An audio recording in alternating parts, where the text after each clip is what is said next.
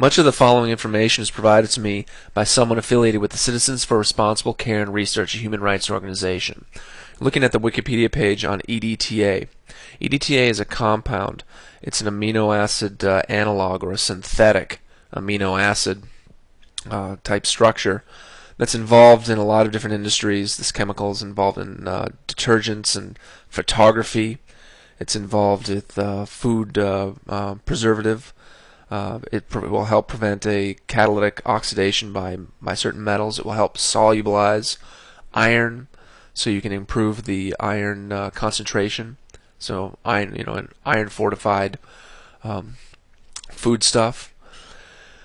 And so it's really all around us.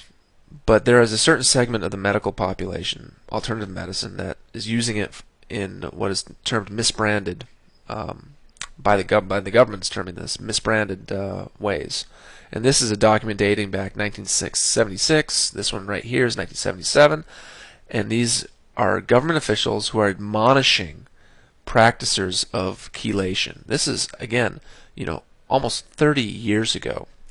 Almost was it 14 or 17 people died because some individual decided to just go out and chelate them for heart conditions. And so the government really kind of slapped down on this, hammered these guys. But here we go. Spring 1997, Journal of Advancement in Medicine, Volume 10. The Protocol for Safe and Effective Administration of EDTA in heart disease. And wow, here we go.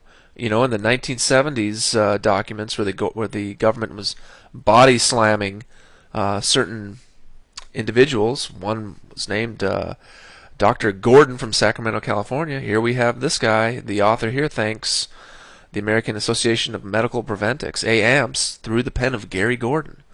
It was revised and updated in '89, and now in the 1996 protocol, authored by Ted Rosima. I'm not exactly sure how to say that name, but I mean, got some of the same players, same characters. 30 years later, the concept gets body slammed, but here we've got 30 years ago, but here we've got the Gordon Research Institute doing massive vitamin therapy, chelation therapy, and this new RNA-based therapy.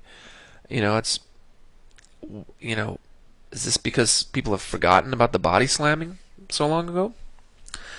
What is EDTA and how does it work? Well, EDTA is designed to bind certain metals: magnesium, manganese, calcium, lead, iron come up as examples, and it has a different affinity for each individual metal. EDTA does. And here we have a list of what they call stability constants. Really should be equilibrium constant, but nevertheless we have a comparison amongst the different metals. And certain metals have a higher affinity for EDTA than other metals do. That kind of makes sense. But in order to really gain any information out of equilibrium constant, you have to prove their reaction to equilibrium. And no one has ever done this. Certainly not in vivo. So iron 2 has a equilibrium or stability constant, the log of it of 14.3. Calcium goes down to 13.7. Magnesium goes down to 8.7. I mean, what does that really matter? I'm telling you, it doesn't matter anything. A little bit more about EDTA. Here's a little bit out of their same document. British anti-leucite. Developed from World War II. Has a sulfur odor, colorless. It binds metals. It differs from other chelating agents in that it's a neutral molecule and is soluble in both water and lipids. It diffuses well into erythrocytes. It can pass readily through cell membranes and remove toxic metals from sites which are inaccessible to other chelating agents such as sodium 2 calcium EDTA and sodium 3 calcium EDTA. So, here we go, man. EDTA can't get into compartments. Okay, that's wow. Do you really want to start using this stuff? People are saying, well, there's mercury problems in the brain. Well, it's got to cross blood-brain barrier. It's got to get into cells to start chelating out chelating out mercury. If in fact, that's what someone's trying to do. And they keep talking about calcium EDTA and some sodium EDTA and calcium sodium EDTA. It says calcium sodium EDTA is to be used for lead intoxication. And they even bring up the point, hypercalcemia. So you have this young boy that was killed by under the care of Dr. Carey in Pennsylvania, just over a year ago now. And here we in the 90s they were talking about hypercalcemia, which is really the a big reason to use EDTA, because EDTA is going to chelate out your calcium. It just will. You have a lot of calcium in your body. It has a fair affinity for it. That's what's going to happen. But then it kind of switches back. Okay, we're talking sodium EDTA, we're talking magnesium sodium EDTA, we're talking calcium sodium EDTA. Now we're just talking EDTA.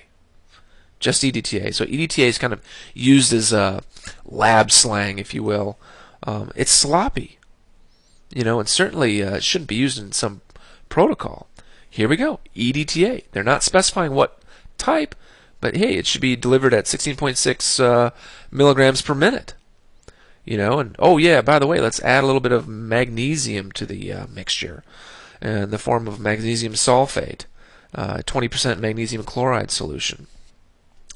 Even goes so far as to show you how to make each one of these individual reagents, how to prepare these. Disodium EDTA, not the calcium sodium salt. It actually says that. Oh, but make sure you use a padded arm board. Will increase the patient comfort and decrease mechanisms. Okay, so let's stop the press. Is there anything to do with autism here? Anything at all? Let's do a search on this document for the word autism. Full word. Forward, backward, previous, next. Nothing. Nothing comes up about autism at all. So at this point, they weren't trying to sell it to the autistic families of autistic children, at least. That's kind of interesting. So it's more of a new thing. Well, here I have a little diagram of how does this thing even actually work. Well, if you have a molecule of EDTA, it's going to bind magnesium, but it really doesn't just lock onto it. Magnesium comes on, it comes off, it comes on, it comes off, on, off. And when you have an equilibrium constant, you're assuming that you're taking at a snapshot, and you're kind of looking at the average of many molecules. And so you can say, on the average, you have molecules bound, okay? Given a certain concentration of both the EDTA and the magnesium. Well, calcium, it appears, is a better binder to EDTA. And although it's completely unknown, I have to speculate that it's probably dissociation rate constant driven. What does that mean? That means that magnesium or calcium is going to bind this thing probably about as fast as either one will bind, about as fast. What's important then is the lifetime of that complex. How long does it stick together before it dissociates? And the other important thing to know is that quite likely calcium can't accelerate the dissociation of magnesium off of that EDTA. Likewise, mercury is not going to accelerate the dissociation of calcium off EDTA. So if calcium is bound to EDTA, or if you have this high concentration of magnesium, it's effectively blocking. It's like a brick wall. It's blocking copper. It's blocking mercury from binding the EDTA, because the EDTA is not free. That molecule of EDTA is not free. Just because just because copper or lead or mercury are there, doesn't mean that molecule is going to be bound. Simply because you have a very high concentration of these other molecules. And I have this line shown here, and compartmentalization is another big thing. If EDTA can't cross some lipid boundary, then hey, if it's not free in the bloodstream, if the mercury's not floating around there, it's over. You're not going to get at it. You can't get at it. But it's still being sold.